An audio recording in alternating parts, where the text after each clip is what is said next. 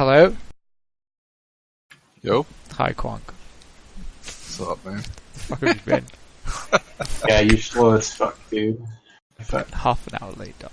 Yo, bro. I'm always late, man. Mad degrading, man. I was just fucking waiting here, watching my Twitch numbers go from fucking 7 to 6, 6 to 5. So you missed the introduction because you weren't here. So I'll just reintroduce kind of what we're doing here again and who you are quickly, and then I'll ask you to introduce yourself. So this is kind of an impromptu podcast thing. We started this podcast a couple of weeks ago where we just kind of bring in really good players from the CPM community who've been playing for a while and just kind of ask them some questions like who they are, where they're from, and what they think about CPM, and any kind of whatever flows from the conversation. Just kind of supposed to flow as naturally as possible. I try not to make it an interview. So that's basically, I think I showed you the little slide of what we're going to be discussing, so you have an idea of what we're talking about. And for the couple of people who are listening, Kwong is an old school CPM player who's playing from Canada, who's been playing CPM pretty much from the beginning, but Quake for longer than that. So I guess this is where we start. If you could introduce yourself, Kwong, and tell us, who you are, when you started playing, and how you started playing, that'd be dope. Because I know there's some funny stories you've told me from LANs you've gone to when you first started, and I'd like to get into some of those because I think they're really funny. Yeah, I mean, my name's Kwong, I guess. I go by Kwong. I've been playing Quake since, I don't know, about 97, probably before most of you guys have been fucking born. That's true. Got to CPMA around WAN Sanity. I don't remember, 2003, something like that. I mean, that's pretty much it.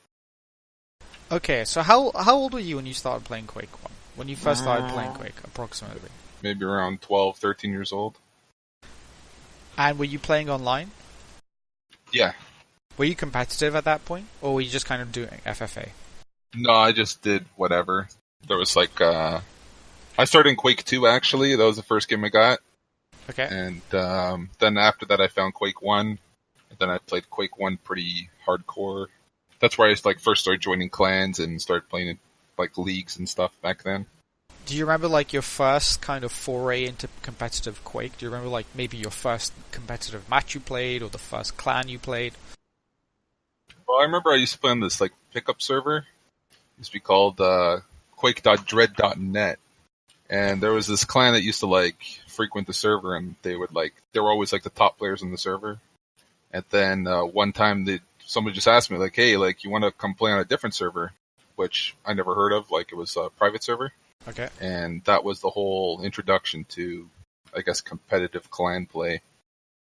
Were you always a dueler, or were you playing kind of both team games and... No. CTF was my main game. Even growing Quake up 1? through Quakes. Yeah, Quake 1 was all CTF. There was Team Deathmatch, which I got into. You either played TDM or CTF back then. And there was a duel, but not like it is competitive now. More just for shit talk, right?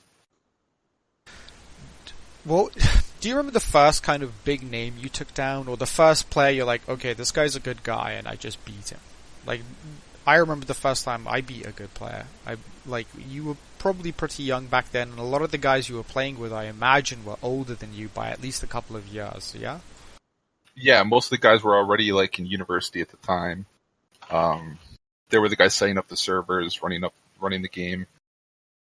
As for names, I mean, Chaotic used to play back then. The same Quake 3 Chaotic that plays. He used to play Quake 1 Team Deathmatch. Was he good? He was good, yeah. He was good. Ever beat him? Well, you don't play him in duel, though. I mean, okay. You know what I mean? You can't really consider, I beat somebody if my team beats his team. But, I mean, there was, a lot of clans. People were, really tight with their clans, and that's back when IRC was a big thing, and people used to just... everything was, shit talk. Everything was for shit talking. Was it a very toxic community at the time? yes and no. There's always like certain clans that were the toxic clans, and then the other ones were like more mature clans. Some clans used to have like age limits to join. You have to be like 18 plus to join the clan. Really? Yeah. There's a clan called Gun. I don't know if you ever heard of them. No, I don't think so. I've never heard of them. So they had like some of their players were like pretty famous back then. They were actually like designing the maps for CTF. One of their players went on to play like when EverQuest first came out, and he was like a world first, whatever he was, warrior or some shit that got like the epic weapons. Like it was like a big gaming clan back then.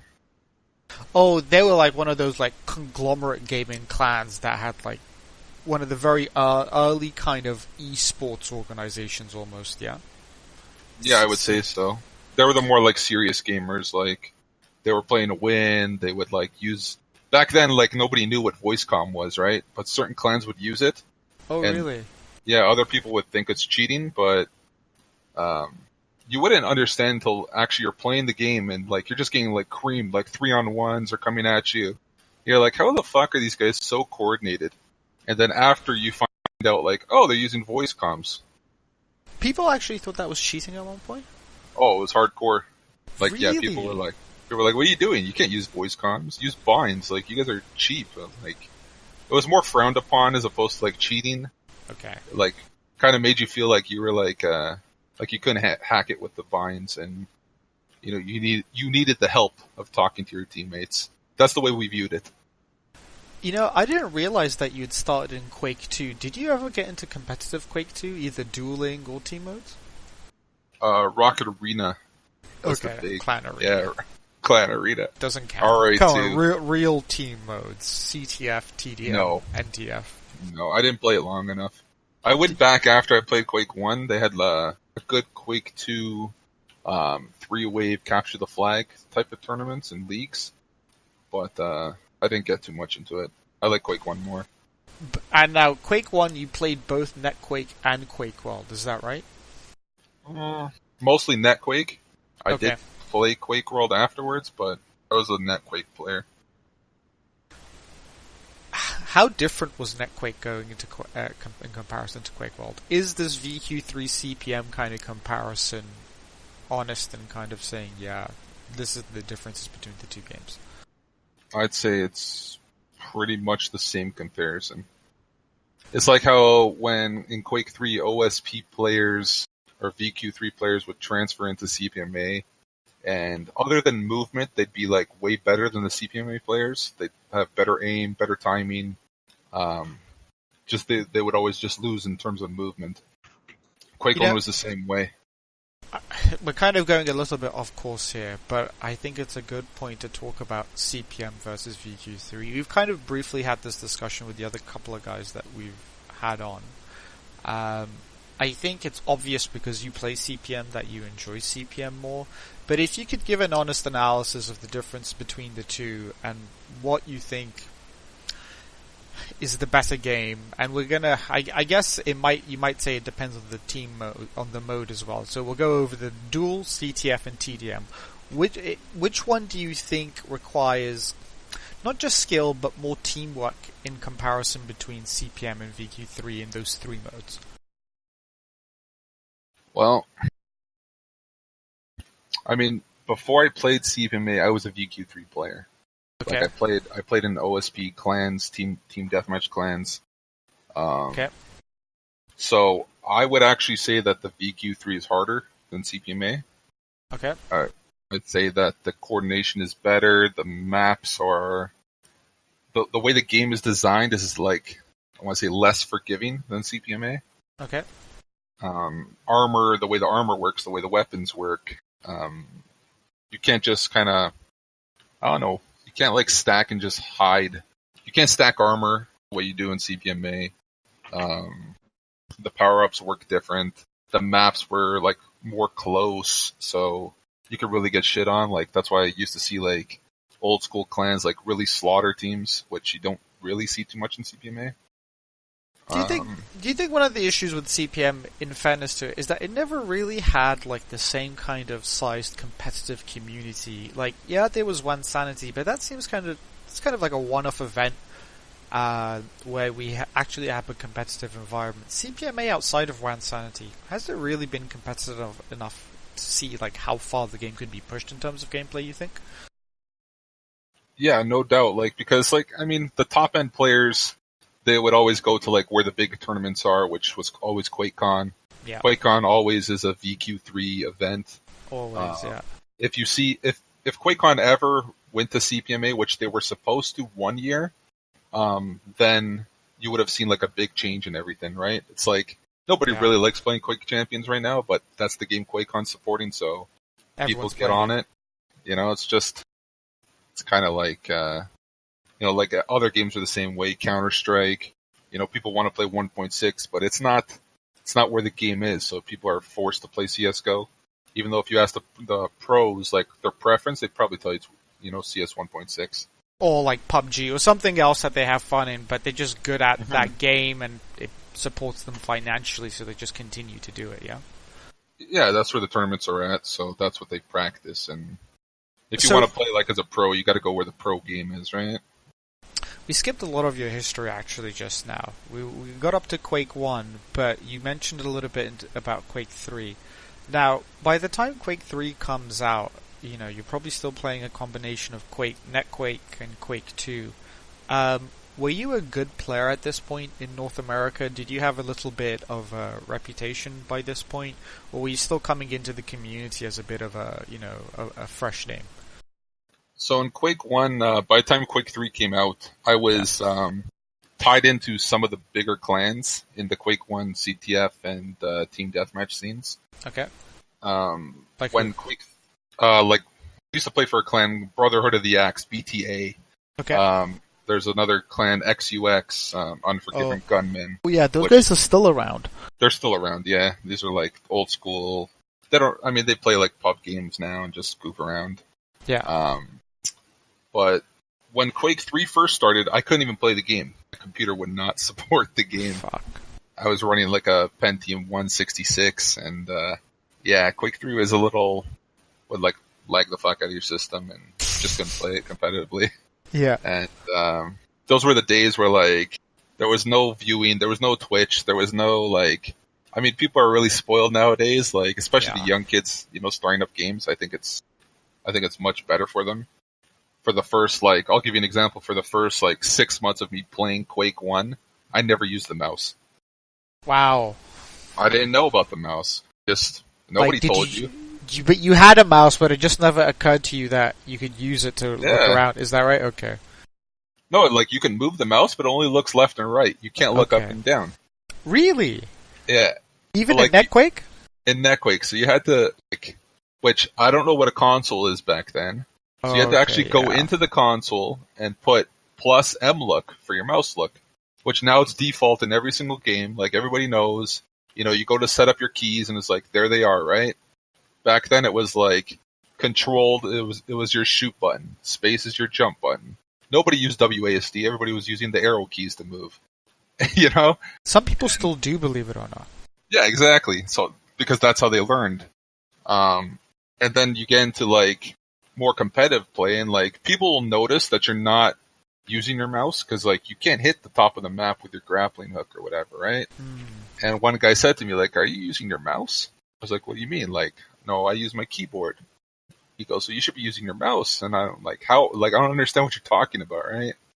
Yeah, it just didn't make sense. Yeah, and then he kind of guided me through how to set it up and how to put keys on the mouse, and I was like, oh my god, this is a brand new game to me. And then, because then the game got really easy. You can actually make shots and, move and do stuff like that. Man, I watched some of those demos, the old Quake, NetQuake demos, and the Quake 2 demos, even of guys like Thresh and Immortal and all these other legends. These guys couldn't fucking aim for shit at the time, man.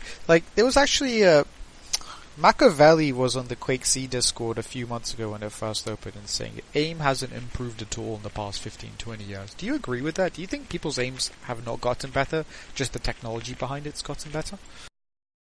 I think raw aim in general has not gotten better. People Okay. just kind of understand now how to like make choke points and kind of like They just aim understand. smarter.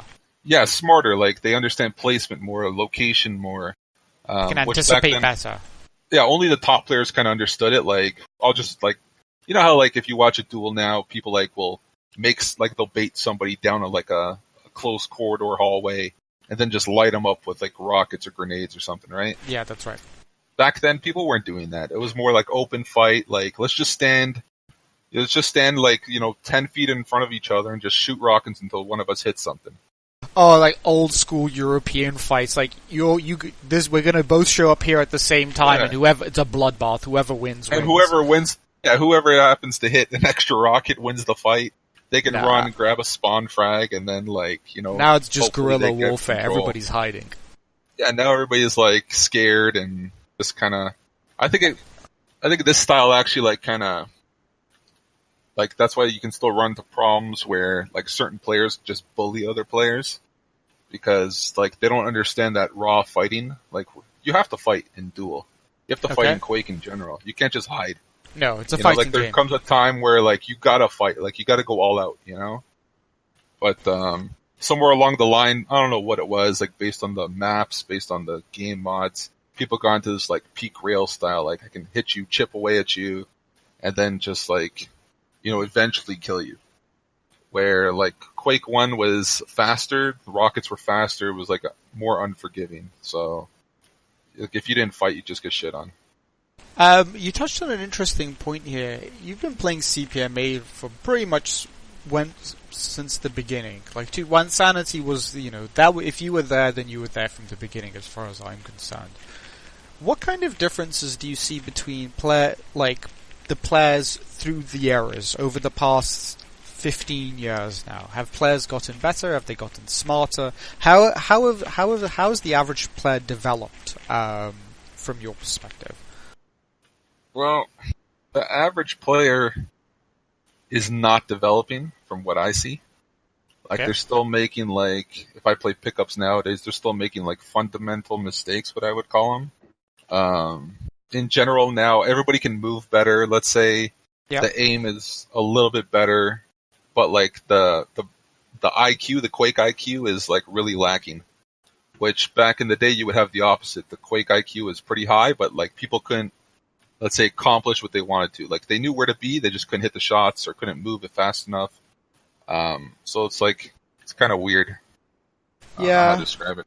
And now that everybody, I think that's an interesting point actually, because now that everybody hits a lot more shots, they don't need to think as much, because even if they are out in a less favorable position, the outcome is still likely to be almost the same, just because they have better aim now.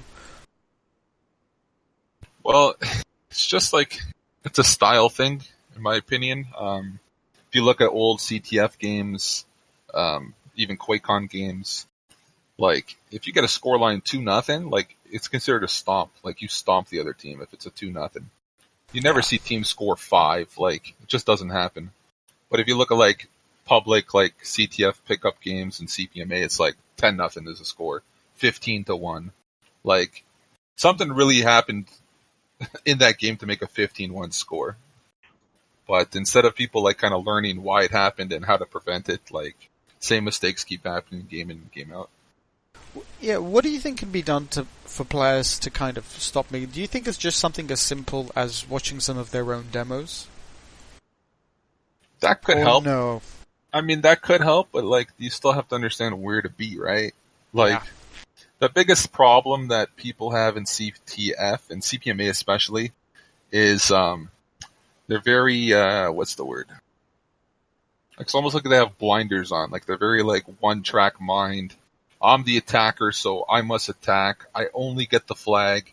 I never get quad. I never get armors. Like it's just a poor mindset. It's not my job to defend the base. It's like, that's like one example. The flag D is the opposite. The flag D is like, I only stay in my base. I never help at mid. I never, it's almost like they're playing with borders around the map. Like, oh, I can't pass this place, Yeah, I think a lot of these better habits and these kind of smarter ways of playing are developed in like clan games where people like actually want to win. They're trying to win. And this is where you learn a lot of the stuff. And I think, unfortunately, for a lot of the new players, they've always kind of been playing CPM or Quake when it's been dead. And even if CPM didn't have a competitive CTF community ever, VQ3 did, and a lot of CPM players would just play there and learn a lot of the good habits there. So I don't really always blame. They don't have necessarily the infrastructure to learn these things, but I think you're also right. Some of these players have played over 1,000 pickups easily. Well, that's the thing. I mean, it's the same pickups, same style, same attack route, same everything. I mean, my game personally has changed throughout the years. Like, I used to do something that I don't do now. Like, that's why I could take breaks I've taken breaks from the game 6 months, 1 year, 2 years at a time, and I come back and I'm still, like, beating the crap out of everybody. So it's like, you've been playing for 2 years straight when I haven't touched the game, and I come back and I'm still beating you? It doesn't make sense. Who are some culprits here, Kwong?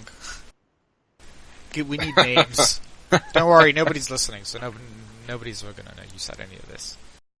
Well, just the people that add. Let's just say that. Just go down the list. Whoever's adding up is doing the same bullshit that they've been doing for years. Have you been playing any Quake Champions? No. Have you been following any Quake Champions? No. I mean, you must have know some things about it by now, with how the duel works, and they've got different characters, and the characters have different skills and movements, and the duel is kind of I tried it out. Yeah, I tried it out for a while in, like, the beta. I don't know if it's considered live now. Early access now. Okay, yeah. I watched some of the QuakeCon. What do you think?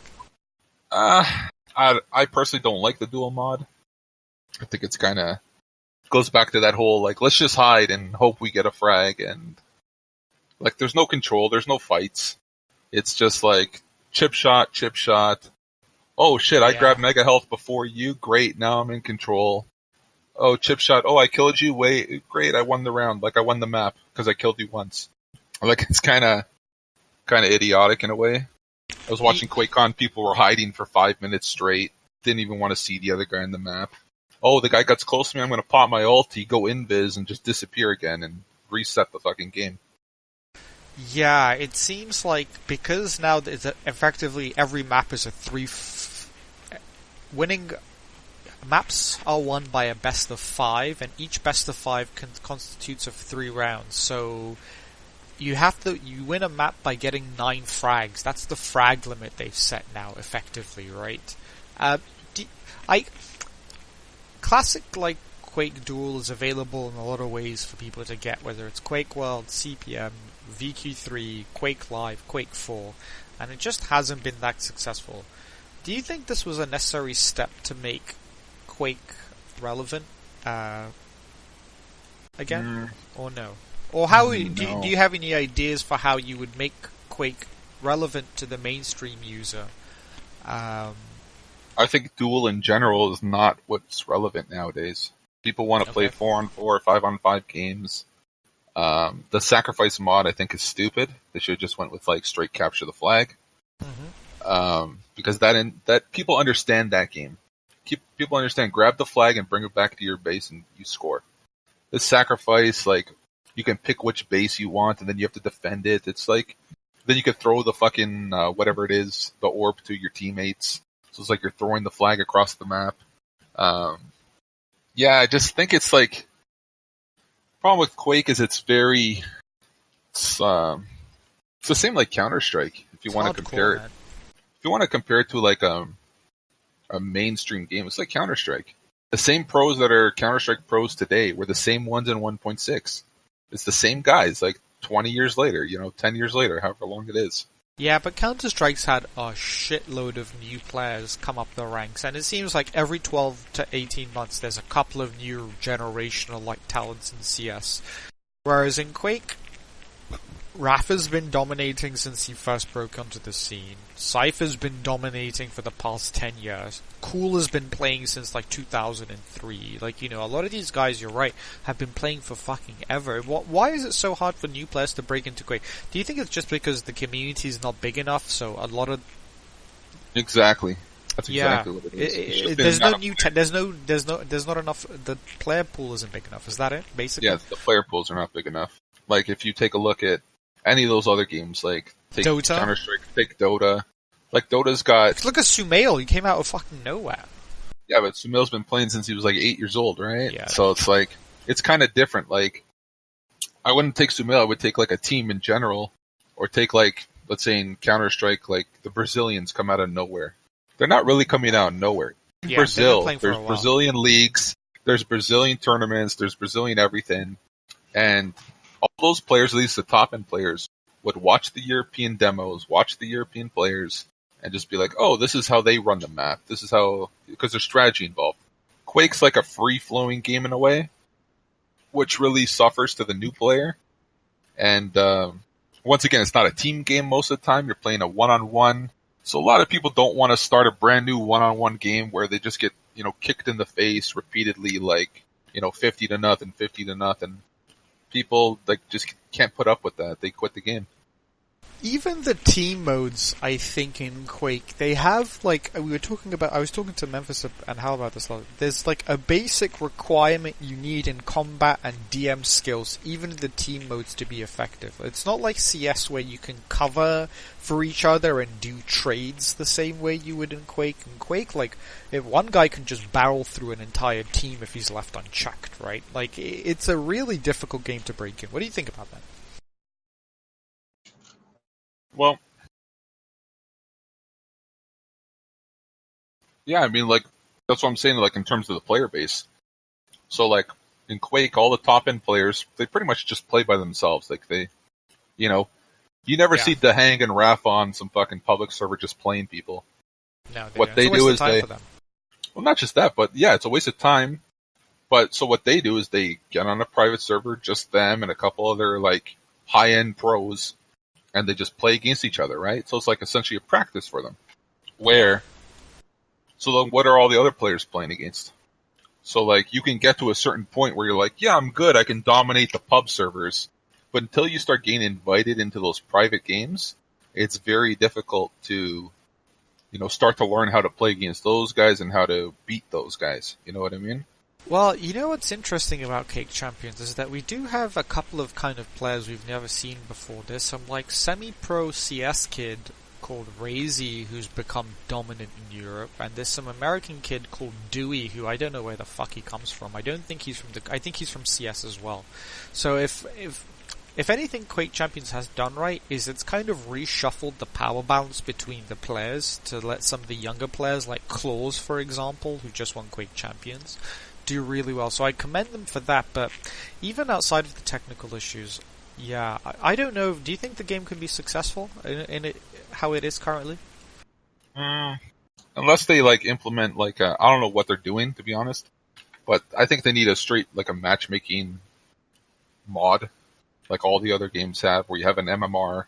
You can play. They do have matchmaking. Do they have an MMR? Yeah, it's a hidden MMR. The issue is the player base is not large enough. There's only 1,500 people peak on any given day. So, I mean, at the end of the day, you run out of players to play against. You know what I mean? So out of that 1,500, you have 100 who are top end level, and you have probably 500 who are trash. Let's say mid tier, who can never touch the top end, and then the rest, 900 are just beginners. So maybe the beginners can play each other. That's why even in Quake 3 till this day, there's FFA servers that people play on every single day, and it's just because there's always that beginner area where. In Counter-Strike, there's more silver games going on than global elite games. For sure, it's just always the most of your player base is going to be an average skill level or lower. Or lower, exactly. You played a lot of CTF Duel as well, a lot of fucking Duel, and from the all the results I've been able to find, and I found a bunch of new ones as well that I got from 9X. So you have a couple of more W's that I have to add to your profile. You're right now ranked number 3 in the world with an MMR rating of 2028. Who has been your one big competitor? I think it's Galasat, but you tell me when CPM was competitive, who was your big kind of competitor that you always ended up having a hard time playing against? It was always Gela.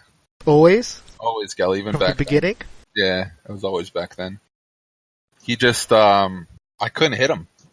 I just could not hit the guy. Like, his movement was so clean back then compared to what I was doing. Yeah. And his aim was on point, and like, he would just like, there'd just be times I like shoot and I can't hit the fucking guy. And then it gets in your head and you think you're doing something wrong, and you know. But, I mean, I got better. I can hit him now, so that's okay. What was Wansanity like? And who were you playing with? What was your team name? Who were your teammates? And what went wrong ultimately? Because you guys never made it to the playoffs. All right, so Wansanity. Let's see if I remember. 2003 TDM tournament, just for the people that don't know. So Wansanity, I'll tell you, it was fun. It was like it was pretty much like it was the first Quake big conference. tournament. Yeah, kind of. It was like a big tournament where they actually were keeping stats, and like there was like prizes at the end, and people wanted to win, and there was a lot of like old school teams that were coming out of the woodwork, like signing up to play. So you get excited to play like quote unquote the pros from like, you know, VQ3. So that made Wansanity fun. I was playing for a team called, the name was called Wooged. Alright. We were pretty much the toxic troll team in the tournament. Yeah, it's true. pretty much. It is what it is, right? My team consisted of, myself, Animal Boy, who was a Brazilian kid Superstar. that was like, he was crazy. Yeah, Like, he was amazing. I don't know what the hell the guy was doing. He was insane. And we had Devious, Byron Devious Williams. Devious was a dueler that was like pure shit talk. Like, he was a kid who could get under the skin of like anybody out there. Everybody. And our last player, I believe, well, we had a couple different. You had Fluid. We used to play with Fluid. We used to play with Cow. Slick. With who? Cow. Cal? I can't Yeah. hear you. Cow. Remember Cow? Oh, Cow. Moo Cow. Yeah. Yeah. It was mostly Fluid. Back then. But that fourth position was always switching because like people wouldn't show up, and we just like play with different players or whatever. So you guys had a good team, a very good team, and you guys were expected to do well. What went wrong? We did. I don't remember why we got kicked out. Somewhere along the line we got kicked out. I think it was near the end. We were doing really well. We were beating teams that people didn't think we could beat. Sure, we lost to like the top end teams, but they were a lot closer matches than people thought. That was due mostly to Animal Boy at the time. I was like a quad demon. I was snatching quads. I had like a stat where I was grabbing the most quads per game out of like the whole tournament. I was averaging like 10 grabs a game on quad, which is like pretty high up there. Yeah, that is still really high. Even in a pickup game, like, getting 10 quads is usually... Yeah, even if I died, I would just make sure they didn't get it, you know? Like, yeah. I was away. Like, I always had like the perfect timing where I can just grab it. Like, I knew how to do it. I knew where to start my runs on all the maps, so I could see, 10 seconds to quad. I knew exactly how to get there by 10 seconds, Okay. Yeah, I mean, we had a good team. I don't know. I don't really remember. I'll be honest, I can't remember why. Maybe it was like Devious. Maybe he talked shit to somebody. I don't know. Yeah, he talked shit to the admins. That's probably what it was. Yeah. Exactly. This is when the admins were serious. If you gave them flack, you disrespected them. Yeah, you were banned for like the entire tournament. So was your team. Like, I remember we were supposed to go into the playoffs and play somebody. Like, I think we finished higher than expected. We finished, I think, like 5th overall in the standings, something like that. There was like Stickman up top, Abuse, AOD. No, AOP. No, because you guys were playing in the East. Abuse was in the West, but Stickman, AOP, Styles Unknown, Darkside, I think were all East teams. Right, and then we were like after those guys. Or we were somewhere in the mix. Not with the Stick were number 1. Yeah. I think AOP was 2. Yep. The Darkside. Actually, Darkside might have been West as well. I don't remember if Darkside was East or West. I don't know, it's been, like 15 years now or something. Yeah, literally, that's right. So, I can't really remember, but I do remember we were beating all the other teams. I mean, that East division had like something like 12 or 14 teams. Yeah, it had a lot of teams. The teams were like running like 8 players, 10 players deep. Like, it's not like if we do a draft cup now, it's like, oh, your 4th is not showing up, you forfeit. Like, back then you had a whole clan out there. Certain teams were running, double squads and stuff like that. Yeah, that wasn't just the last major CPM TDM tournament. That was the last major North American TDM tournament in Quake 3, period. After that, VQ3 TDM was also dead. And all the VQ3 players played in that tournament. Right. Yeah, that's why it was. Because Track 5 was playing, was on that, was playing as well. I think Icavile was playing as well, Delta 4 was playing, Defiance was playing. All the big teams that mattered in VQ3 had come over to CPM for that tournament. That was the last major TDM tournament in North America. Period, which is kind of crazy when you think about it. Like 15 years ago. So it's like, what's been going on for 15 years? Nothing.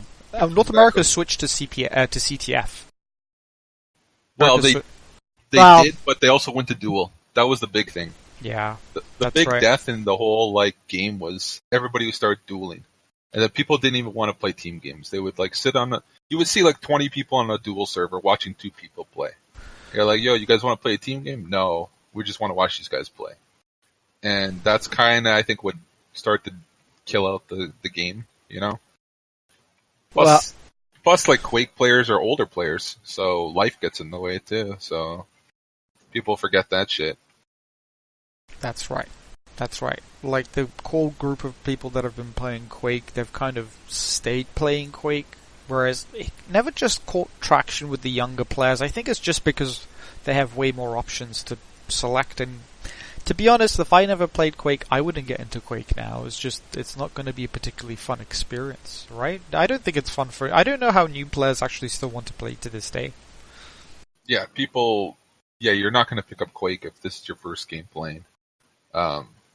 Quake's a game like you get referred to by a friend. They're like, hey, I play this game, you want to come try it out? And if they can handle the toxic community as it is right now, then they stay. But a lot of them can't handle it, so they just back out. We've generally been reducing the toxicity in the community. I think people are just getting older and mellowing out, and we just have a bunch of potheads as well, so we don't argue. Every now and again people pop off like they did this morning, and I woke up because somebody was spamming my phone like a motherfucker about something happening in the pickup. Believe it or not. Well, yeah, I mean, people get older, they just don't play as often.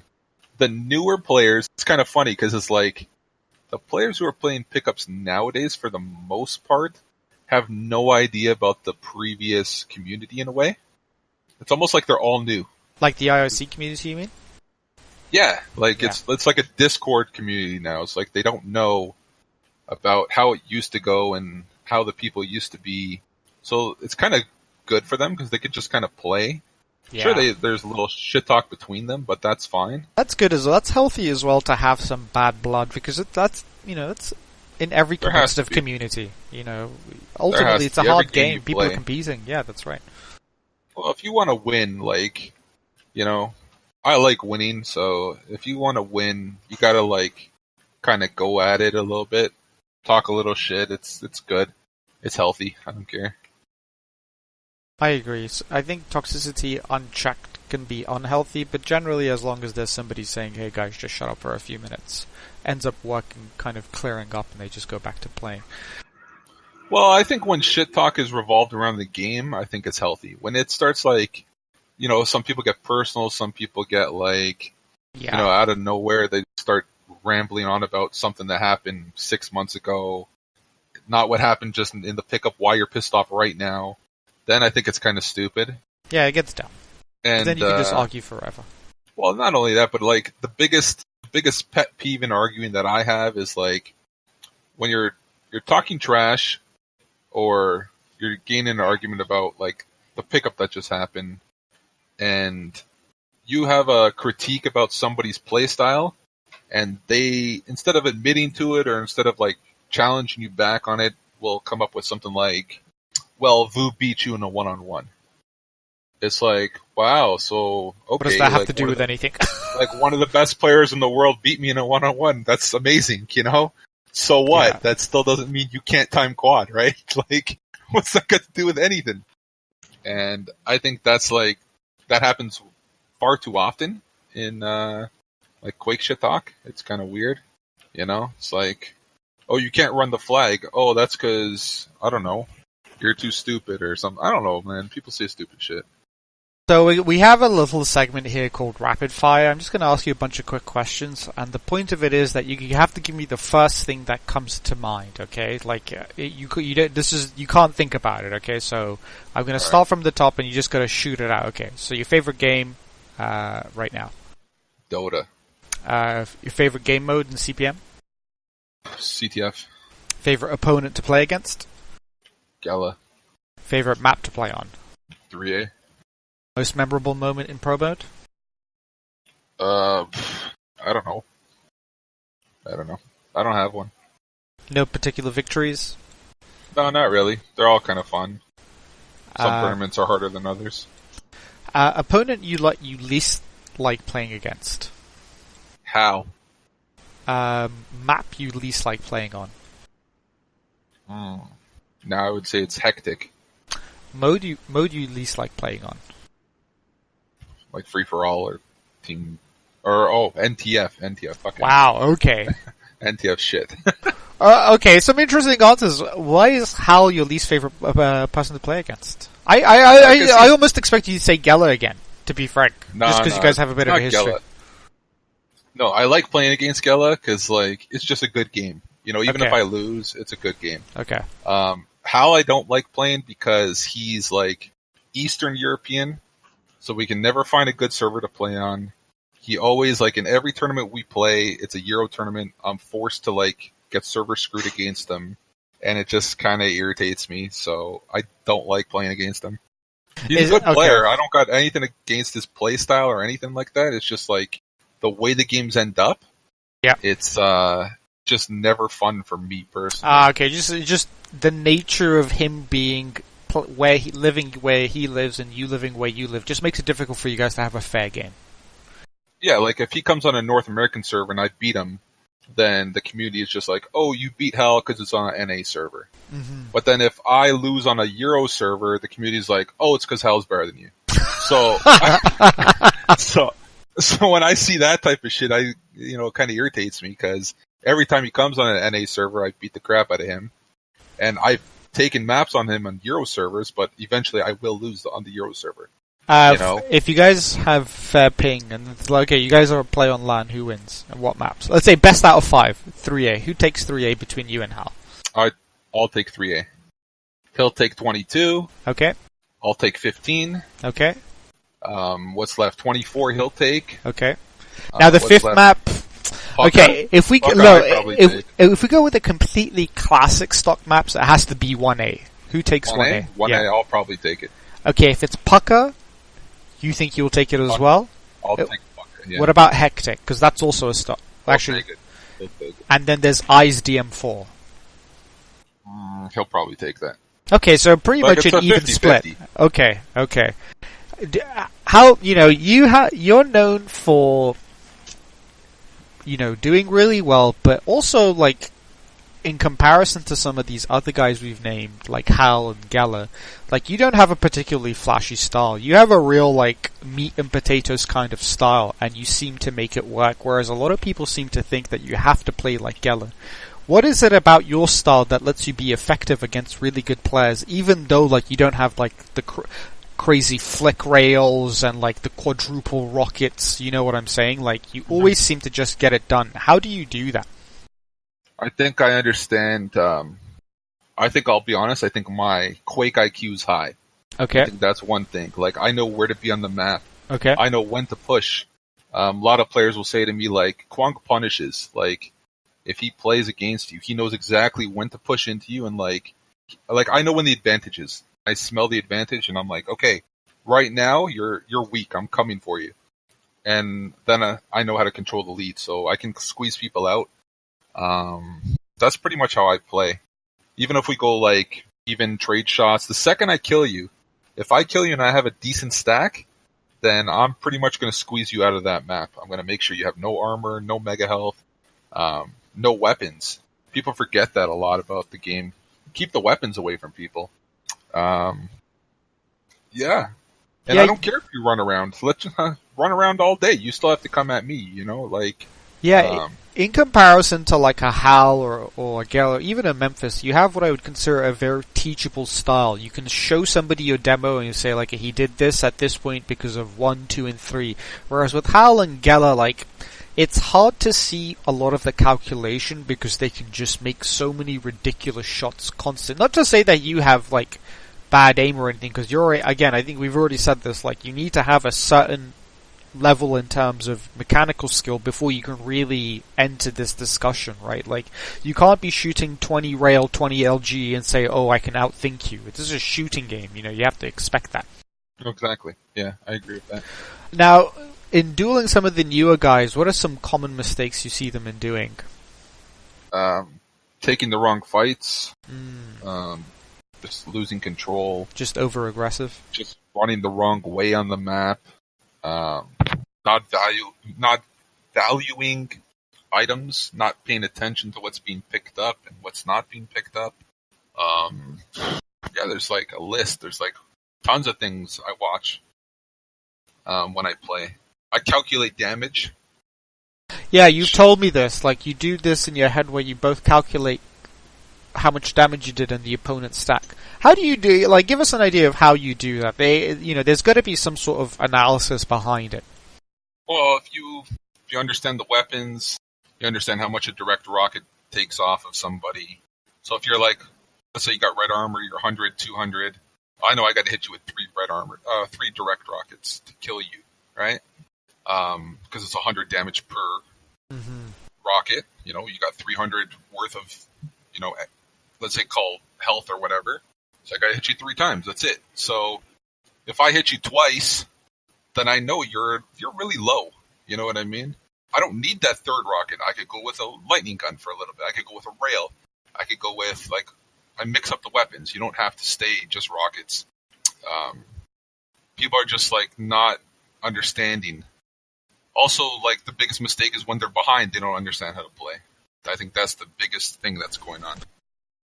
Yeah, especially when you play against people like you that can and Geller has all the other players, that they make the map feel fucking tiny. It feels like everywhere you go that you're on the opponent. I have a hard time with that myself against people around my skill level. How do you constrict the map in that sense? Do you just stay as close as possible to the middle? Or do you if you could explain to us, like, what your thought process is? Okay.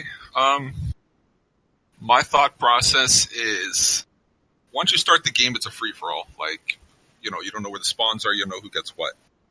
Normally, after the first item rotation, if there's been no kill, then you're just stacking up, like, both players are getting stacked, then a kill happens, so somebody's up 1-0. If you're up 1-0, what I tend to do is I chase the shit out of you. I will chase spawn frags. Like, I hear you spawn, I'm running at you. Yeah. But at the same time, as I'm running at you, I'm still grabbing the armor. Like, I run towards the armor, but I'm looking for you, specifically. Understood. Then, once I get you, and now I just start chain spawn capping, or spawn fragging you. So I get up 5, 6, 10-0 on you. Then you get a spawn on the other side of the map that I can't reach you. No problem. I reset the map. Now I still have my stack. I just, like, let's almost like it's 0-0 again. Now you get your stack, I get my stack, we fight it out. Again, I get the kill, boom, 11-0. I do it again. Now it's 20-0.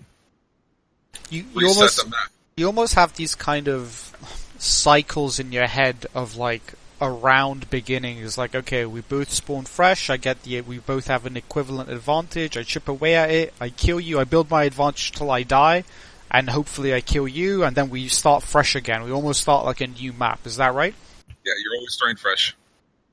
Now, you've played against pretty much every player that's been relevant in North America. Where do you kind of rank yourself amongst these guys? Top Right 5, now, top 10? No, all time. Not right now. Right now is easy. Right now is just you, Gela, Naper, basically. I would say probably still top 5. In North but it's America? Kind of hard. Yeah, but it's kind of hard because like players stop playing, so it's like, what would I do against them now? Players that used to beat me back then, they'll probably lose to me now. It's kind of a hard question. It's like who is your top 5 all-time North America? Top 5 favorite. No, you're right. Asking like who is top 5 skillful is a difficult question because there's so many considerations. But who you think are the 5 best players to have come out of North America in Promode? For dueling? Yeah, for dueling. I'd say Gelisac, Velion, Devious was really good. Yeah. There was what's his face? Vamp? Gradius. Gradius, yeah, that's right. Gradius. Who else was there? Kong? No, he wasn't really good at duel. Yeah, Gradius was a beast. I forgot about Gradius was good. Animal Boy, Vampire, yeah. Who else? Yeah, I'm trying to think. I guess, like, if you go back far enough, you might have to include somebody like Cujo, who did really well for coming from the West Coast. Cujo was doing pretty good. But he wasn't a top dueler. What about a guy like Volpol? Volpol's...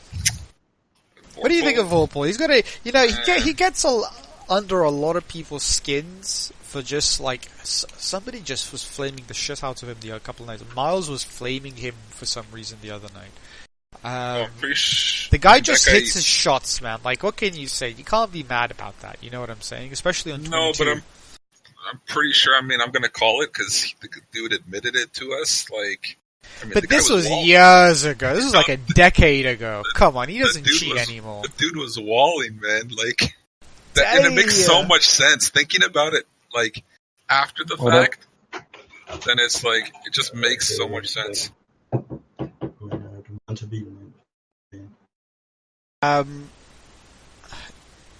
you think... I don't think he cheats anymore, man. I don't think he's cheated in a while. I think, if anything, he'll probably cheat now, as opposed to back then. I don't think so, I mean? Man. Like, because now it's like, no one really cares. Just play whatever. Use whatever you want. The only thing I didn't like about him is, like, I don't know what he was doing, like, if he was ghosting or if he was hacking or whatever it was, but, like, I had no problem with him as, like, playing. I didn't care. Like, he's a player, he plays, his style is whatever, it's not my style, it's his style. There is ways around it, I did beat him, you know what I mean? Yeah, that's right. So, I mean, there's nothing wrong with his style, I just didn't like all the things that came with him being on a server. You know what I mean? Yeah. Like, he'd bring, like, three, like, buddies on, like and they'd, like, flame you the whole game. Just, like, non-stop flaming you, like, you miss a rail, and they, like, talk shit, like, mid-game. Spamming their binds. Really? Yeah, like, really? That used to be Wooged at one point, by the way. Yeah, exactly. That's how Wooj Clan would behave on a lot of servers as well, by the way. I used to get so frustrated. I would play with these guys, and I'd be like, what's wrong with you guys? Just shut up, man. So that's your... we've been having... There's been... I hosted a poll about this a while ago, and I've asked the past 2 people who are on here who they thought the single god of Promode is. Like, who is the best of the best, of all time? And so far we've got 2 answers. One of them is Gaia, and one of them is Vu. Who do you think is the god of Promode? And you know what? What I didn't specify, I don't think I did, maybe I'm backtracking here, but I don't think I am, was any kind of game mode. I think both Vu and Gaia are probably excellent in team modes anyway. They've both played in really good teams before, so Who do you think is the god of Promode Con? And I'll why? say- And why? You have to give me a good reason. I'll go with Vu. Damn. I'll go with Vu. No NA Pride? No Canada Pride? What the fuck, man? You're supposed to say Gelasack. No, I'm not gonna go with Gela. Gela's close. I'll be honest. Gela, like, in his, like, when he practices a lot and he plays a lot, then he's really good. But I would say Vu, like, is just, I don't know, he's like a different, he views the game a different way. You know, he's like he's a demon when he plays. There's no other way to say it. He just seems to be, and I said this on ES Reality, he's just like a really good pro. Like, I'm sure you've heard Mike Babcock say this about a lot of the Leafs, that they're just really good pros. But I think Vu is just a good pro. He's diligent in his practice, and he just, like, practices really intelligently. And as a result, I think that's the he always biggest does well. thing. Well, the biggest thing is I think he actually practices. Like, I don't practice. That's one thing about me. I don't practice. Like, I either play or I don't play. Yeah. There's no such thing as, like, I don't need, like, a half-hour warm-up to get my mouse ready before I play a duel. I don't do that shit. Like, I'm going to log in, and I'm going to fucking play. And I'll use the first map as a warm-up if I need it. And that's how I do things. I've always done it, you know? Before Team Deathmatch CTF, like, matches, I would be caught, like, people would be like, why are you playing Counter-Strike? And I'll be like, because I'm playing Counter-Strike. Like, what's it? Like, you know, what's the difference? Yeah. And they're like, well, you know, we have a Quake match. We should be practicing. I said, practice what? Like, it's Quake. Grab the quad, kill them. Like, that's it, you know? Understand the game. That's a more sophisticated concept than a lot of people. Well, but Vu would actually, like, I've watched his streams before. Like, before he would, like, go to QuakeCon, he would be practicing a map, and he would be like, you know, where are all the health bubbles? Like, where are all the armor shards? Where are all the, like... I know where they are too, but I can't, like, recite all of them. Like, you know? On certain maps, sure, I can tell you, like, you know, I know exactly where they are. Yeah. But, That's a very good way of learning a map quickly, by the way. Just, you know what? When I practice maps, especially brand new maps, I'll physically write down, like, how many items there are. It helps me remember for some reason, believe it or not. Well, that's what I'm saying. Like, in Duel, what people don't understand is the health bubbles are considered weapons and considered armors. If you're dying, like, let's say you're getting spawn fragged or whatever, but let's say you don't get spawn fragged. Let's say you, like, you spawn, you grab a shotgun, you do little chip damage, and you die. It's still considered almost like a spawn frag, but let's say in that process of dying, you picked up the 50 health bubble in the middle of the map. Or you picked up the 225s at the bottom. So you did chip damage. Now the guy who's got the stack can't recover. Now he's sitting there with, like, half health or something. So you spawned, this time you grabbed a rocket launcher. You hit him one shot in the feet. You died again. But once again, you picked up the other 25 bubble on the other side of the map. Now you can confidently say in your head, as you spawn, if I hit this guy with one rail or one rocket, he's dead. Yeah. He's got no health. Right? And That's this right. is what people are not understanding. That's why they never get control back. So when I die, I always get control back within, like, I'll give up 2 or 3 frags. It's not a problem for me. I don't care. But as soon, because I know, like, I do the chip damage, I pick up certain items, I pick up the mega health. Yeah, maybe I die, but I'm resetting the game because I will kill you on the spawn frag, you know? You know what's interesting? Terrifier is a player that plays in this very, very methodical style. When he actually streams, he'll kind of try to estimate how many rockets are fired, how much LG the guy still has left, how much his stack is, and where he should be fighting, and around, like, what important area, where he has to position himself on an important item, or even a smaller item like a health bubble to take a successive fight. And both the past two guys, when I asked them the rapid fire questions who they dislike playing against, they both said Terrifier. What is it about this style that aggravates? You know what? I guess the question is, why do some Pro Mode players, or Pro Mode players in general, have this mentality that you should play this kind of almost free-flowing, free-thinking style where you just kind of... I don't want to say it's mindless, but it's a little bit more artistic, whereas you and, like, Terrifier, you guys play very methodical, and when you lock a map down, it's over. What is it about the Pro Mode community you think that kind of where this sort of mentality is prevalent? Biggest things are, I think it's just the top end players. I think when you see Vu do it, or when you see Gelisek do it, or see Gaia do it, you're like, that's the only way to play. I have to do those moves. But what they're not understanding is that although they're jumping and doing, flips or whatever bullshit they're doing, rocket jumps and shit, they're still controlling the map. Yeah. They're still timing their armor. They're still doing that stuff. Even though they're moving like double my speed, they're still doing exactly what I'm doing. So they just like to move faster. I don't. I like to actually listen. I listen. I know exactly where you are on the map. I can I can talk to you on voice and tell you exactly where you are on the map and what type of armor you have and what type of guns you got. Because I just know. And the new players, they don't understand that part. They're just like, I move fast. I hit an air rocket. That means like I'm winning the game. Like I said, it's more like people looking for that Contenders 3 material.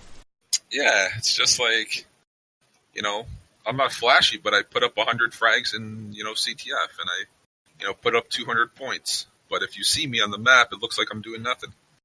So CTF is one of the major talking points I wanted to touch base on. I think CPM CTF is one of the most interesting and one of the more strategically deeper CTFs in the Quake communities. When you consider Quake 1 didn't have as well of a developed CTF scene as in comparison to Quake 2 and Quake 3. I think Quake 2 and Quake 3, they just don't offer the same level of freeness for the attackers because their movement systems are so rigid. And I think in Quake 3, it's a lot of 3 people facing off against each other in mid with MGs.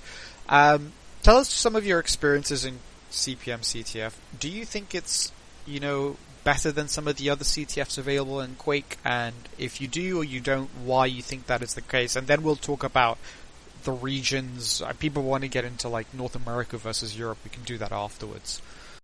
Alright, well, let's backtrack real quick. I think Quake 1 CTF was way faster than people think it was. Yeah, I watched some demos. There's a lot of hook spamming, which I didn't like. So that's what it was. It was a grappling hook. Yeah, so you didn't have movement speed, but you had a grappling hook. Yeah. And you can whip yourself around the map. You get 10-second caps easily. No rocket jumps, just straight grappling hook. You fly around that map. Yeah. So it's a speed thing. Why do I think CPMA CTF is fast? It's better because it's faster. I think the flag runner has a chance of actually capping without his team dominating mid. Yeah. In VQ3, if your team VQ3, mid, you have to just push with quads. That's pretty much the only time you get caps, it seems like. Well, you push with quads to get in the base and then to get out of the base. But if your team is not the team that's winning mid, you're not going to cap.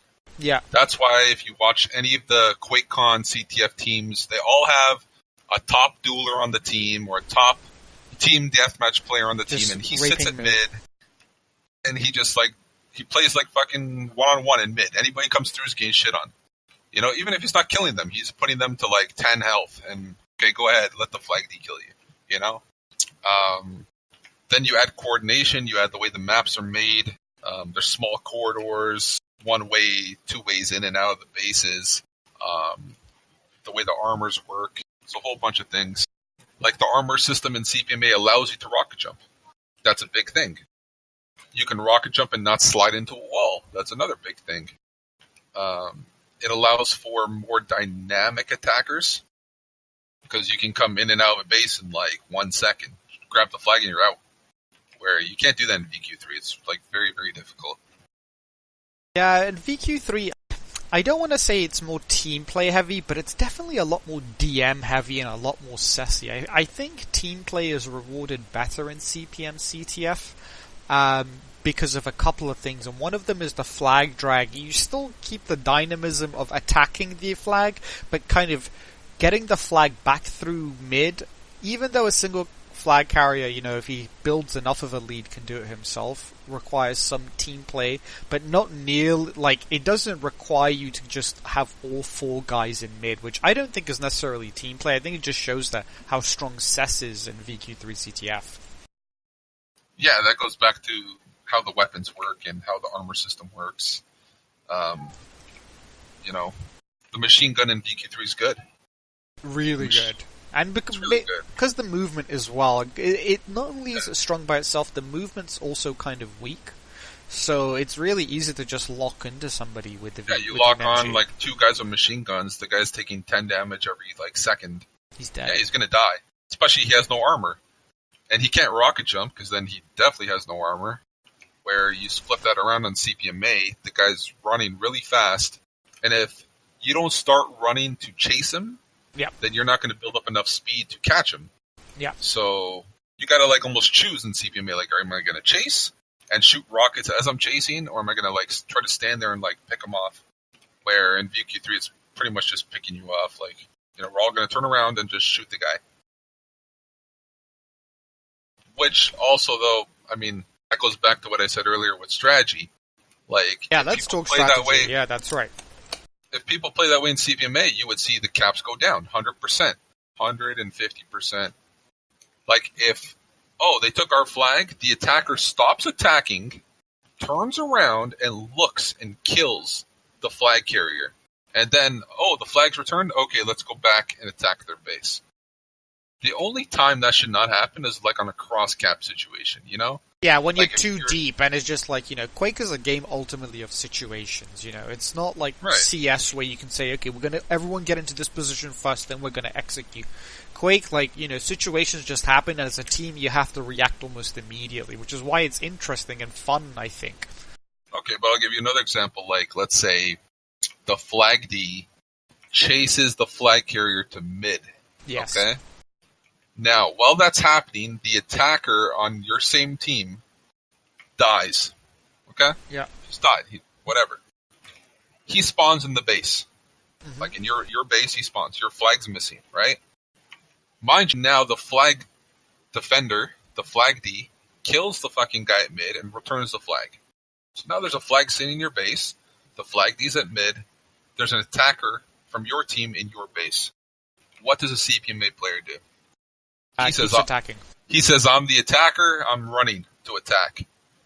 Mind you, there's nobody in the base. The flag D's at mid. Maybe he's dying. Maybe he's in their base. You don't know where he is. Yeah, even if you're not going to sit on the flag, I think it's important that you're somewhere at least in your base so you can figure out where the fuck the enemy is. Right, so you got to understand, as a player, as a teammate, let's say, that right then, for the next 15 seconds until that flag D gets back to the base, you're the flag D. Grab the rail, grab the lightning gun, stand there. I don't want you to leave, because everybody knows the flag D is missing from the base, so what are the other team attackers doing? Attacking. They're like, he's at mid, let's go. Free flag, let's go. Mind you, the attacker's like, hey guys, and he passes them running, they're just running circles around each other. And that's how you get caps, and that's how you get chain caps, and that's how you get chain caps should never happen. Should never ever happen, a chain cap. Unless let's say by chance the guy has quad, he's sitting in your base with quad, and the flag gets capped. Then yeah, okay, he'll probably grab the flag, kill all you guys, and cap a second time. But in reality, once that cap goes, he's gone. You can't stop him. Let him cap. Reset up your base. If that means all 4 of you sit in your base for 30 seconds, then that's what you do.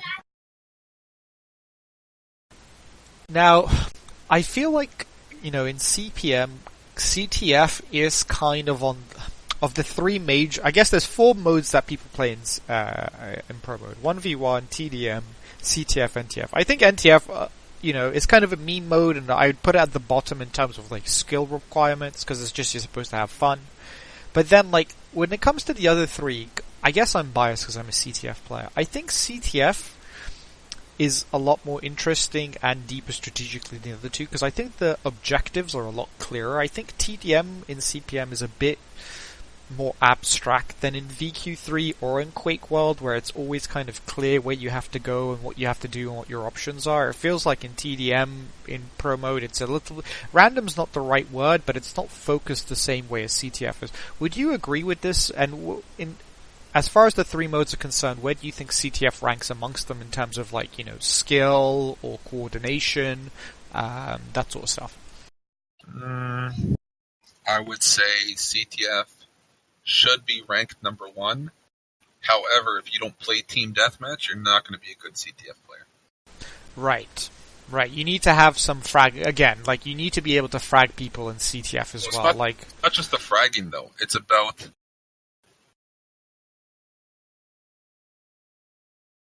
Kwong, you cut out. Sorry. It's about... Okay.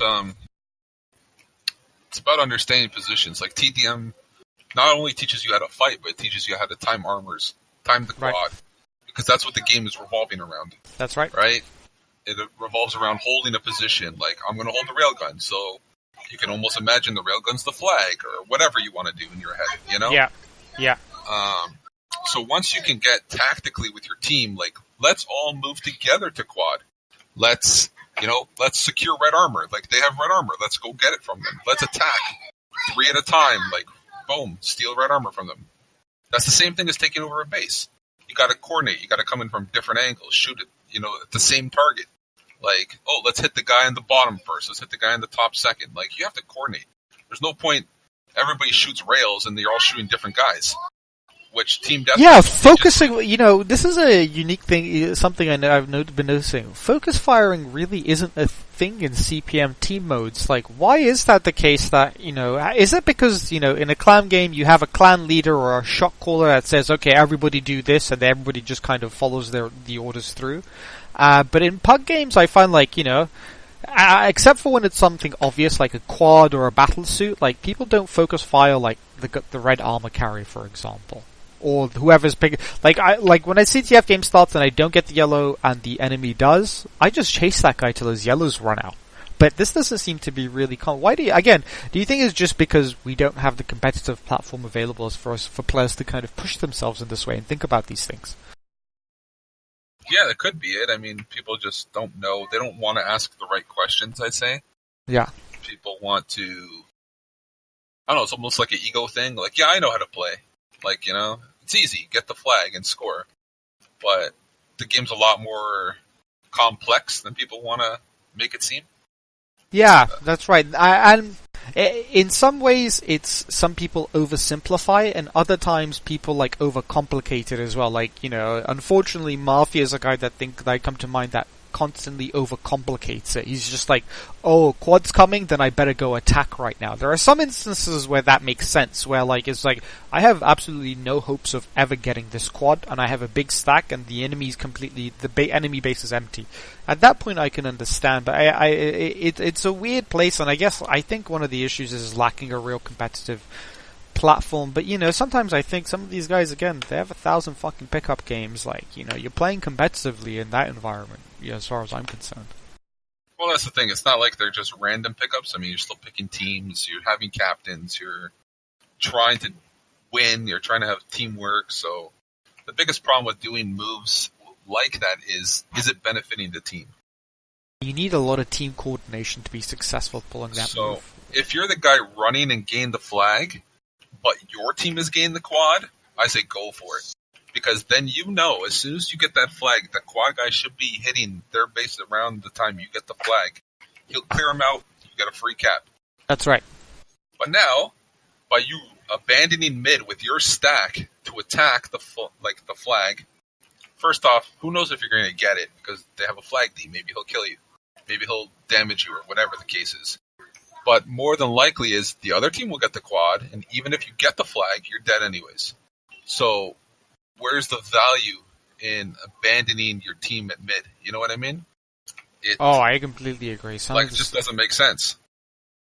Also, what doesn't make sense a lot of the time is people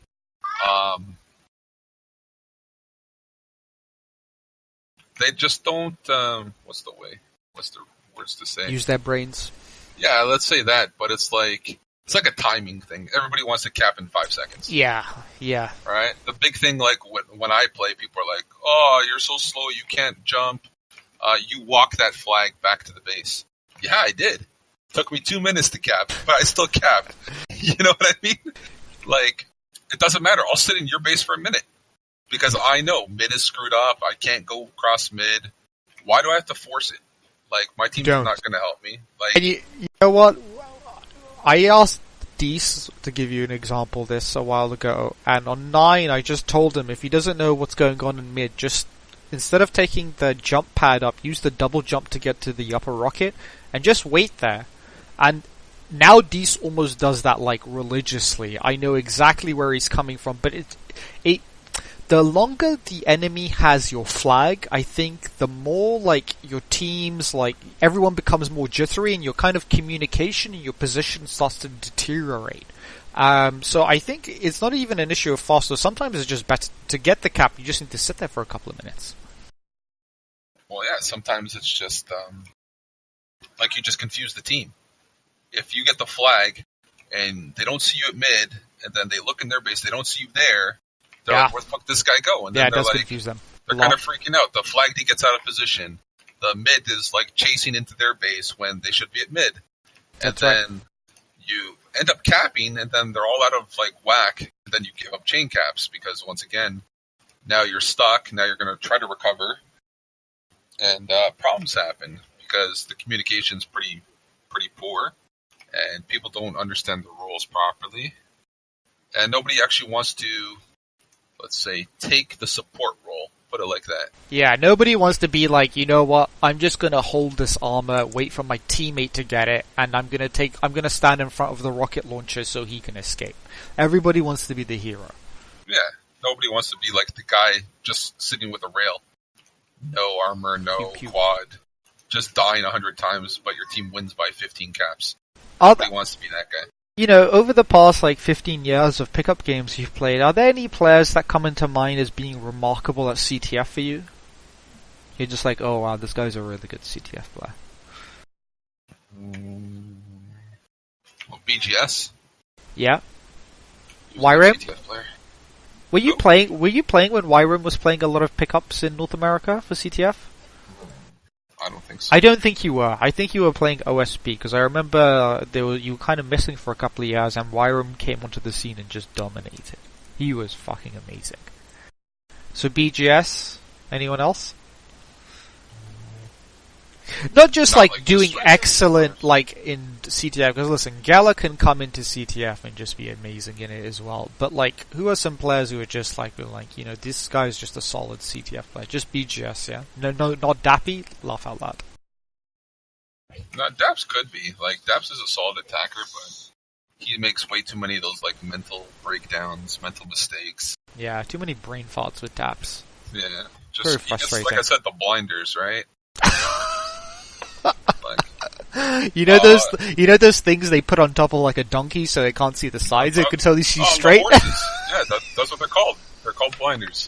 You put them on the racehorse, they can't see the fucking guy. I just imagine Daps every time before a pickup starts, he putting them on in real life. It's like a VR set. He only sees the enemy flag. Doesn't see anything else. Europe or North America, who's better at CTF and why? And if we put up for an all-star North American team today, an all-star European team today, who do you think would win? Fair pings. If we're going to play these kind of fantasies, if I'm going to ask you these fantasy questions, I might as well put it in a scenario. Whatever team I'm on wins. Wow. Okay. Who would your teammates be? Who would your team? Okay, let's see. In Europe, I'm going to have the following players. Okay, I'm going to have Axe, Gaia. Who else is playing right now? I guess Mighty and I don't know, Rocky. I guess I'll take those 4 guys from Europe. And North America, you get to pick the North American squad. I'll probably have me on Flag D. Mm-hmm. I'll probably have Naper up high. Okay. ID. I'll put Gelisak and Daps on attack. Wow, Daps is the prince and the pauper dog. Poor Gela. Well, no, because that's the thing. Daps with his blinders on is okay because Gela will kill everybody. Alright? Daps will cap because Gela will kill the other guys. Alright? And our flag's not moving because I'm playing there. You know what's interesting about that? I think you're a better Heidi than Naper, and Naper could be as good of a flag D as you can. It's just Naper never plays flag D. Like, because I think you're just better at controlling the entire map. Like, listen, the mid position in CTF is really like the hardcore carry position, you know? Like, everything feels like on any map kind of is made and broke. You either make or break with your mid player. Do you agree with that? I don't know. I think in CTF, I think the flag D is more important. Really? Yeah, I think it's the... Listen, you have to have a really solid flag. I just feel like because the mid players at the middle of the map, they have the ability to have a massive influence on the flow of the game. No, that's true, but like if your flag D is really solid, then first off, your flag's not leaving your base, so True. that gives you more opportunity cap. Your flag D can always push to mid and assist a weaker mid in, you know, because remember, like at that point, half the map is secured. From middle back is secured because the flag D like kills everything. So you only got to worry about gain. So the other three players pretty much got to get the flag to mid.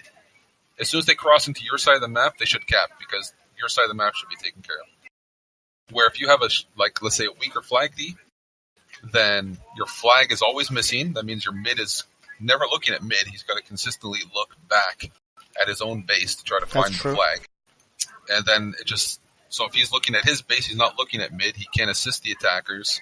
So I think like you got to value the flag D more. Yeah, I do. Yeah, I mean, the flag. Like I play one flag D, 3 attackers, right? That's different. That's different. That's different. That's like, you know. No, that's overloading. Like, so what that strategy is, you overload. The other team can't keep up. Like, you got 3 guys with rocket launchers flying in the base. Like, the flag D is gonna die. You know what I mean? Oh yeah, I know. I remember that game that happened recently where you guys did that, and I'm supposed to be. They expected me to do the same thing. I'm like, guys, this isn't going to work out. Like, you guys, we need to have 2 people defending for sure. And they're just like, no, don't worry. We ended up getting crushed like 16-0. And Dab's just like, yeah, our shitty flag D. I was just like, dude, what do you want me to do, man? There's 3 people in the base, like, you know, like all the time. All the time, like, you know, you guys aren't breaking. That. No, but unless the team, your teammates understand, like, wow, there's 3 guys, so maybe the mid should be in your base with you. Maybe one of the attackers should fall back to mid. No, man. You know what happened? Like, there'd be 3 of you guys in my base. I would die. We'd have 2 people spawn, and both of them would just run to mid and try to cross the other side of the map. And it was just like, what do you want me to do? Bro. Hey, they're attackers. What do you want? It's just like, look, it says it on my resume, okay? It says attacker only. I can't be defending out here. Attacker only. You pay me to score caps. So we're kind of getting close to the end. I guess before we get to the community questions, is there anything that you wanted to talk about that we didn't discuss, or any questions you wanted me to ask you that I just never got to? If that makes any sense? Nah, I'm pretty good. So we have 3 community questions. The first one is from Wolf Snipe. He says, Wolf Snipes asks, who do you think is the best beginner of the players that you've seen so far? Best beginner player I've seen? Yeah. I haven't seen too many, to be honest. Because I haven't really been playing. Just good. I've been trying to think. I played a game the other day. Somebody was pretty good on it. I have to look at a screenshot to remember. Alright. I don't know, to be honest, because I don't know all the players' names. Smofo. Yeah, that's fair. Smofo asks why you think America is better at CTF than EU. Or North America, not America, sorry. Well, because I would say because we come on EU servers and beat on the EU players. Anything about the play styles? Europeans just have more of the blinder mentality, I think. That's just basically... They have more of their players have that blinder mentality, yeah. Yeah, A you're lot right. of the players do. Like, I go on there with 120 ping, and I'm like top fragging, top capping. Oh, dude, I Like, was it shouldn't happen, bodying people yesterday in pickup. Yeah, so normally that shouldn't happen. You should run into a flaggy that just outpings you and puts you into the ground. We were winning so Like, badly that I started like getting in Deece's way before he would cap, and he kept dying. He got really upset. He's really it's just mad about one of that. those things. I think I think also the strategy. I think they don't play. I think the NA players. Well, if I play on the team, like I don't think Euro players ever do like a 3 attack or a 4 attack. You know, if you remember like the CTF Draft Cup when like my team beat Gaia's team, like we went 4 attack. People don't know that. We called a timeout somewhere in there. We were losing pretty bad that game. Yeah, I do remember that. I think was that the 9 game or was that the WC? Yeah, the 9 game. Or the 5 The game. 9 Okay, game. it was the 9 game. No, Yeah, the that's 5 right. game we like beat them 8-0 or something. That was on NA server. They came over, they got crushed. Body. Europeans ain't good at. They're not good at flag modes. Let's just be frank. Like, But on the NA has on the- dominated flag modes in Quake for years. We were losing pretty bad. Like it was like 5-1 or 5-0, and I was playing mid, and I had Element on Mafia. on Flag D and Pan. Yeah. No, it wasn't Mafia on the team. It was He Hate Me. Yeah, Mafia was your sub. That's right. No, Mafia was my NA player because I was. You see, Yeah, I draft. Certain I way. know. I remember. Just to get the ping advantage. Oh no, God. Fuck. So what I'll do is I'll draft extra NA players just so when it comes to the NA player, I sit on the whole fucking. I sit my EU players. Just Like dominate. Mafia, you don't even have to be playing. Just join the server and just stand. Don't do anything. We're gonna win this game. Exactly. Last community question is from Magicop. It's a bit of a long one, so you're gonna have to bear with me. It says, Magicop says, CTF related question for Kwong from Magicop. Hey Kwong, you once told me that a really strong team composition, or the strongest team composition for CTF was 3 attacking and 1 roaming defense, the kind of playstyle that you play. I might be wrong on what you said exactly, so could you confirm this? Does this playstyle really work with any team, or does it require strong players like you, Gaia, or Galasak, or Zero? You didn't actually say Zero, but I added that in anyway. Or what capabilities or skills does the roaming defense need to have? If this isn't the strongest team comp, then what would you say is that could work for any team? So I guess the following questions are: do you agree that 3 attacking and 1 roaming defense is the strongest defense style? Do you think to play the style you need really players with really strong mechanical skills? And his final question, I think, is what is the strongest play style for a team that doesn't necessarily have strong mechanical skills? Alright. So is this the strongest team comp? 3 attacking, 1 roaming defense. I would say if you have one of the 3 attackers is competent enough to know when to fall back, then yes. If that makes sense. Yeah, absolutely. So you have basically your mid D constantly attacking unless they need to mid D. Right. So I want you always attacking unless something goes wrong, then I want you to help with the defense. But as soon as that's taken care of, like, let's say 80% of the game you're attacking, you're in their base. And then, like, we lose the flag or something, you fall back, kill somebody, go back to doing what you're doing. And his next question is do you need to necessarily have strong mechanical skills to make this work? This playstyle work? Do you need to be I think your flag D has to be strong enough to play solo, right? Because at the end of the day, he's a solo player. That's right. And the final question is if you, I guess, he asks specifically, if this isn't the strongest team comp, then what would you say is that could work for any team? I think you can interpret that as, what is a playstyle that can work for a team of players that maybe aren't the best aimers or movers? Then what you need to do is, I would say, play 2D and 2 attack. Yeah. But the players have to play really close together. Like, yeah. That second D has to be in the base with you. Yeah. I don't care. Stand side by side. I don't give a shit. Don't play like, oh, he's going to go to mid and just help out. Like, he has to be in the base with you. Because remember, like, as long as you're not giving up caps, if the score is 0, like you've given up 0, then you only need 1. Okay? The problem is, like, So you always build your team from the defense forward. Your attackers could be weak players. That's why always the new players are the attackers. Yeah. Because like it's like whatever, man. If you die, you die. If you score once, hey, we won the game. Like That's good right. for you. You know. So on weaker teams, like say weaker players, same thing applies. Try to find like who are the stronger aimers, put them on D. Who are the stronger, duelers or team deathmatch players, put them back on D. The attackers have to go together because the biggest mistake, like let's say a newer player is not going to be able to walk in by himself, kill the flag D, get out by himself. So they got to do some sort of like, attack high-low. One guy grab the flag, one guy shoot at the flag D, like cause a distraction. Play with your teammate. That's pretty much how you're supposed to play that way anyways as attackers, but you get into this mode where like one guy thinks he can run in at like,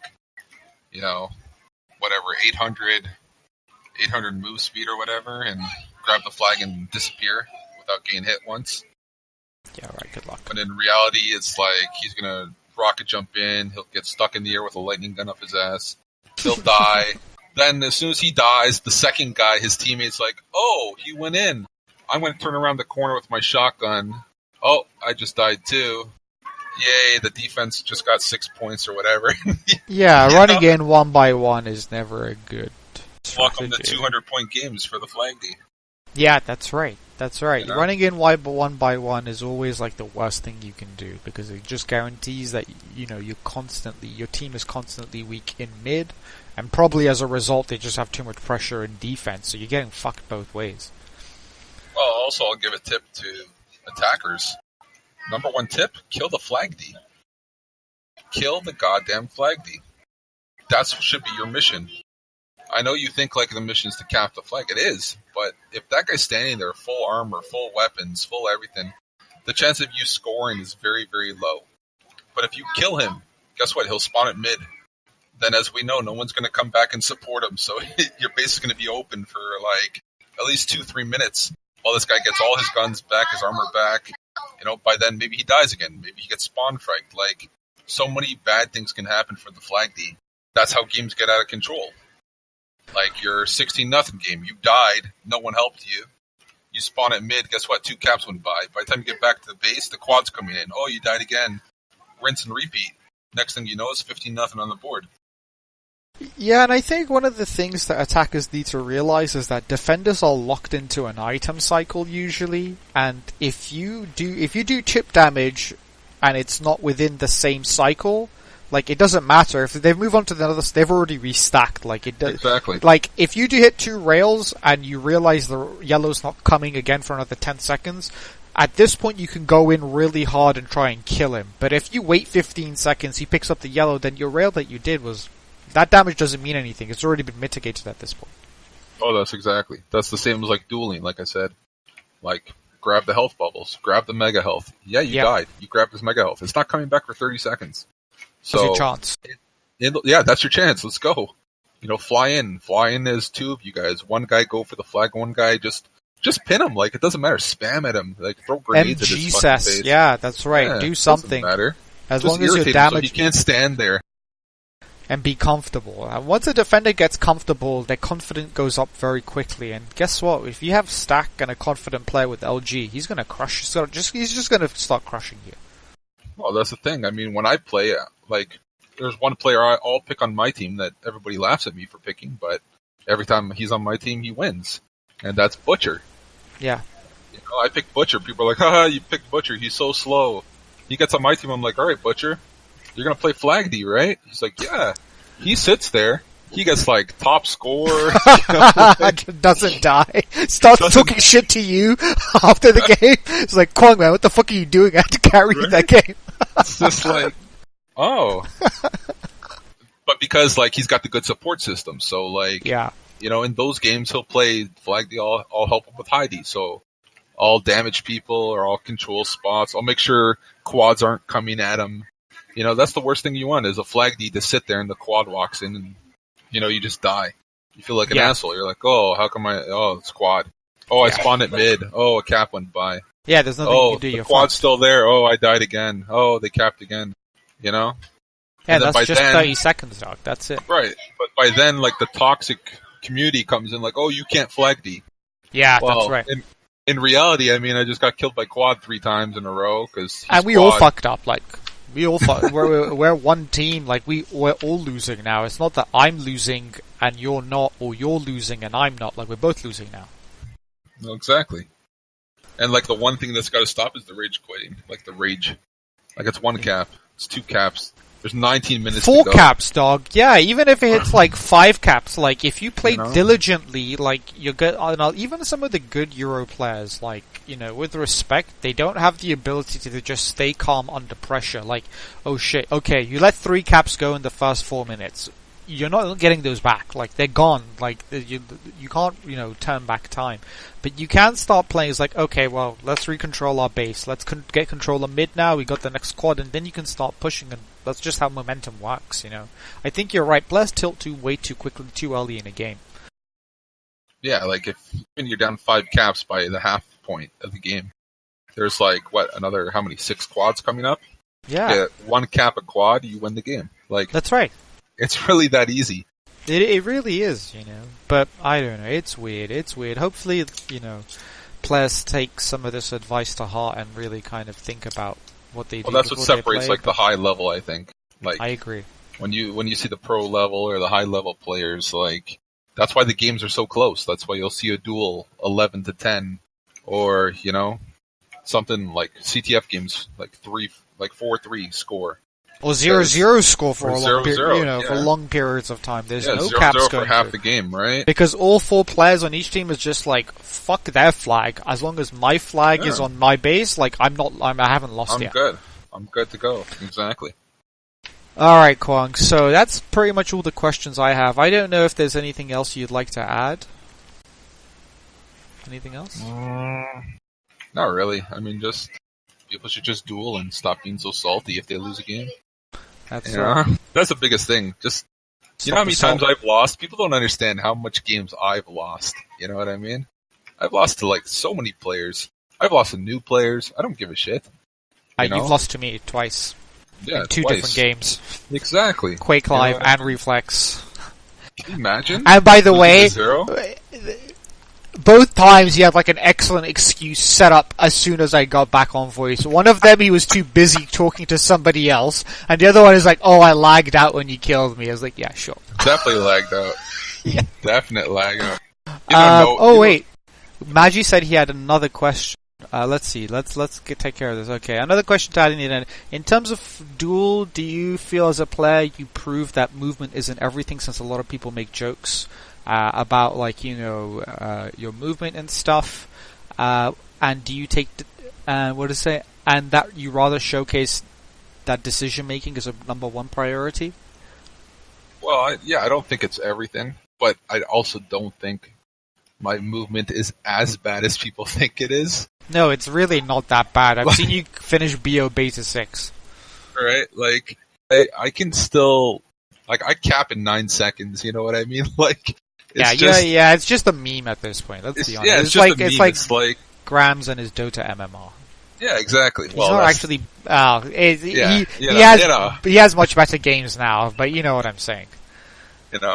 At one point it was true. Yeah, it's just like, it's one of those things, like... Because once they, like, I guess when people see me, they see, like, Gelisac, and they're like, well, he's, like, half the speed of that guy. Which, yeah, okay, sure. Yeah. But I'm faster than the majority. Not really half the speed of Gelisac. No, it's not really half the speed. You know what I'm saying? You're like, okay, maybe 85%. Right, but, like, I won't try jumps that I won't hit. Yeah. Like, unless I know I'm gonna hit them. You know what I mean? Like, absolutely. When I'm dueling, it's not like a fun time. It's not like I'm just gonna jump around and try this rocket jump out. And that's another thing, I don't rocket jump. I hate it. I think it's stupid. People do it for speed, people do it for whatever. Damn, you know what's funny? I was just thinking, I was playing Grams the other day, and we were playing, I whooped his ass on the first 2 maps, then we called vote 3A, okay? And I was losing by 15 or something with like just over a minute 50 to go, around 2 minutes left, and I almost brought it back to 1 frag by just rocket jumping everywhere and just playing hyper aggressive. Just like, maybe I need to do that more, but now you're saying, no, you don't really need to do that. Yeah, I personally don't like it, because I like my stack. That's fair. I don't see the point of grabbing red armor just to myself kill the red armor. It's true. You know what I mean? It's like counterproductive to my head. Other people do it. Magic. Like, oh, sorry. Go ahead. You know, I used to play players like Lolagrade.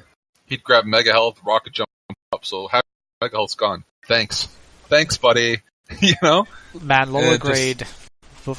We should talk about that as well. Anyway, sorry.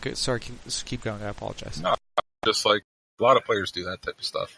But I think a rocket jumping's only used if you're really, first off, really ahead. If you know the guy just spawned, like he spawned, you're gonna get a kill for sure. So it's like, yeah, like it's not a hurting you in any way to rocket jump. If you're playing CTF and you're flag running, sure, go ahead, rocket jump, because even if you die, it doesn't matter. No, it's about capping, right? Yeah, that's right. So you cap the flag.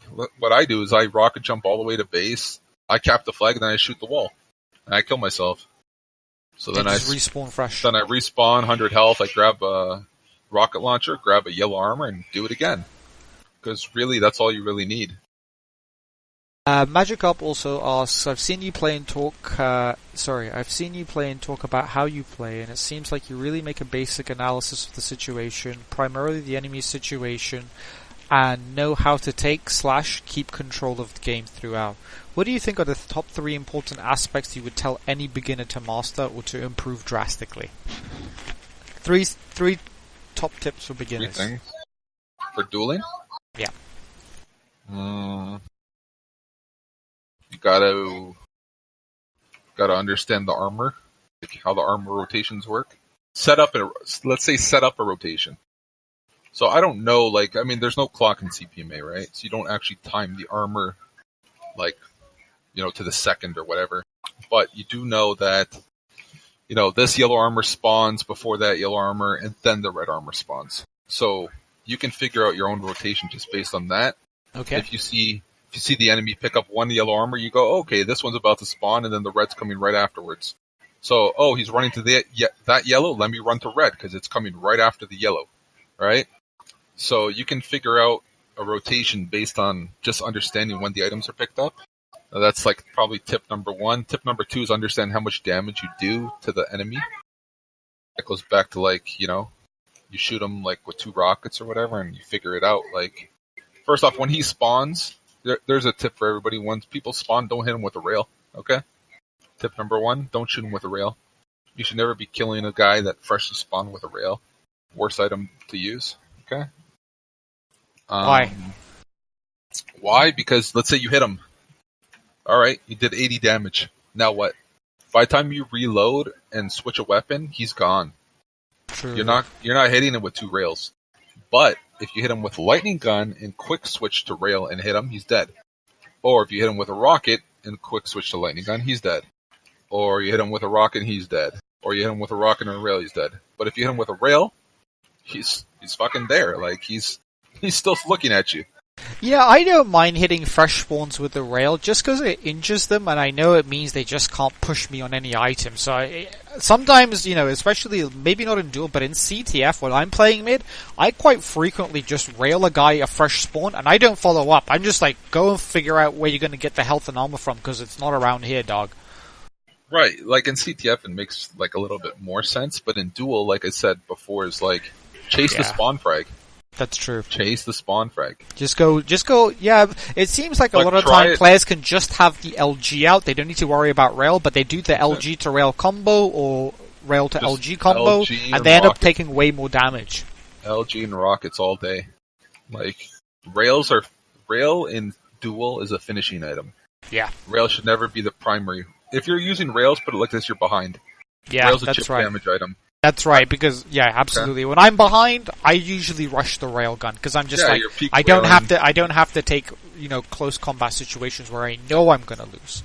Yeah, because the other guy when I duel, I'm ahead of you. I'm running at you with rockets. I don't care. Hit me a couple times. All that does is knock my armor down so I can pick it up again. Where rails, it's like I said, rails is if you're losing. All right, so those Try next time you duel, chase somebody with a rockets. You're gonna score more. You're not gonna get 60 to nothing scores with using railgun. So those are Kwong's top 3 tips for beginners. Well, my friend, thank you very much for the time today. I think we had a pretty fun conversation. I think we got a lot of cool history about Promode today. Are you going to be playing in the Cup on October 28th? Starts at noon North American time. So it's like a Euro Cup? No, it's a cup where it's going to be, it's like effectively global region, and it's just like if it's a Euro Cup. If it's NA versus EU, you just call vote. You just call vote, and whoever wins gets server, loser gets map. That's the only fair way to do it, to be honest. Just the pain. Just call so vote. So much pain. Playing on those Euro servers brings so much pain. That's true. Yeah, it's hard. It's hard. Because you know what, man? I had a really close game against Memphis when he was still playing not too long ago. On 15, and I think I can take him on 15, dog. Like, I'm pretty sure I can beat him. Well, that's the thing. When you play Euros on a Euro server, you have to pick the slower maps, like a 15, because you can't run and gun on a 22. Nah, they'll just body you. Yeah, because it's just, they shoot you with a rail, and you don't even see them turn the corner yet, and then you get hit, and you're like, where's the guy? And then, it's almost like you're shooting through the wall sometimes. Yeah, it sucks. It can be fun as well, but again, it's going to be 27th, 28th. So it's not next Saturday, the following Saturday. At noontime? Yeah, noon. Nah, man, can't make it. I'm a dance. Oh, dance dad. Shit. It's okay. We haven't said anything, and I guess this isn't technically an official announcement, but the announcement's coming soon. We're doing a dual league with like an invite division and like a general division, so we're going to be inviting you to the invite division. For people that don't know, I have kids, and I'm a dance dad. Alright, and my daughter's a competitive dancer, and she's really good. And she wins tournaments. Oh shit, champion. That's dope. And my son's 5, and I think I should teach him how to play CPMA, and he'll probably body kids in about like a year and a half. 6 months. 6 months, yeah, maybe a month. Put him against D's, you probably beat him just fresh off the spawn, fam. His hands are too small to hold the mouse bar. He's just doesn't even have mouse look on, still whooping people's asses. It's like, this is how I learned, son. This is how you're gonna learn as well, without a mouse. That's it.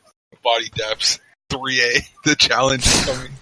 Nah, man. Daps has never finished a full game on 3A. Just a ragehead, man. I know, I don't even know. He sometimes like talks shit about dueling to me, and then I say, okay, let's play. Then he's just like, oh, I beat you one time. It's just like, come on, dog, one time. Fuck out of here. Fight me now. Fight me now. Alright, Kwong, that's the end of the podcast. Thank you very much for your time. Any last shout-outs? Shout out to all the noobs in Lullabarn. You know who you are. LOL.